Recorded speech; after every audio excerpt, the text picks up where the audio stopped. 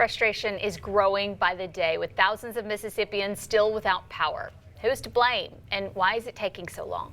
WTVA's Wayne Herford asked the Northern District Public Service Commissioner those questions. He joins us live in the studio with some of what he said.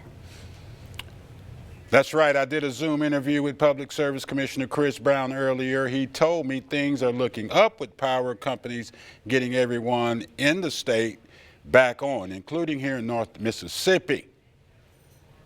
Commissioner Chris Brown says he knows that people are still in a tough spot right now. For instance, I asked him about one company which we have reported on, which services Yalobusha County. Sir, they've been out for 9 days, okay? Yes.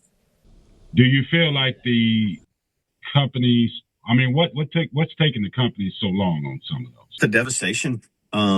There's a lot of power lines that are down across the district. And so as you're driving around, you'll see trees that have fallen on the power line itself. So the power lines are down. The poles may not be broken, but the power lines are down. And so it's just a slow go, re-energizing all those lines with all those trees down. Brown is quick to praise the power companies and their hardworking linemen and crews that are doing all they can right now to get people's power back on.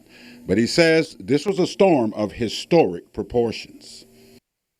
Yeah, and a lot of people are comparing it to 94.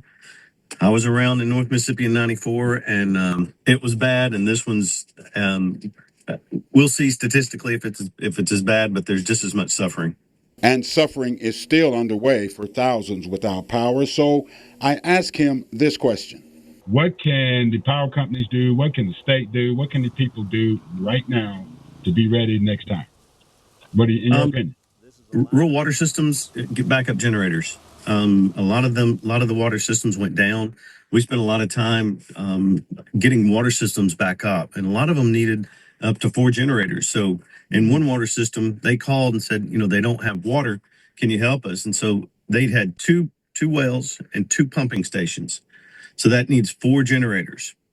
So we were able to get them 4 generators to get over 250 homes back with water. And that was replicated over and over and over again. So backup generators, and this is a sore subject, right-of-way clearing.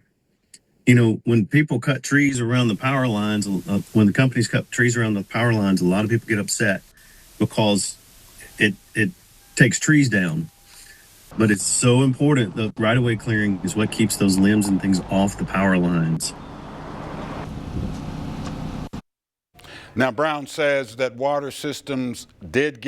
those water systems he just talked about did get their generators bringing water back to some 250 homes. He also says a lot of areas have done a great job with the right-of-way cutting, but as he mentioned, it's a big deal, and he says a lot of areas he didn't name could do a better job, certainly before the next possible storm. Live in the studio, I'm Wayne Herford, WTVA 9 News.